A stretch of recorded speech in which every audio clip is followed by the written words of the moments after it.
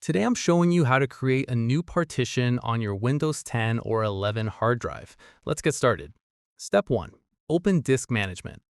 Press Windows key plus R together. Type disk mgmt.msc and click OK. This opens Disk Management where you can see all your drives. Step 2. Shrink Volume. Locate your C drive. It's usually the largest partition. Right-click on it and select Shrink Volume. Now wait about 2 to 3 minutes while it calculates available space. Don't worry if it seems stuck, this is normal.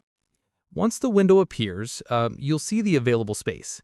To create your partition, enter the size in megabytes. For example, 5,000 megabytes equals roughly 5 gigabytes. Type your desired size and click Shrink. Step 4. Create New Volume. You'll now see unallocated space. Right-click on it and select New Simple Volume. Click Next, leave the default size and click Next again.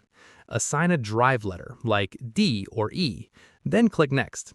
Step 5. Format the drive. Make sure NTFS is selected as the file system. Keep default allocation size and click Next, then Finish. That's it.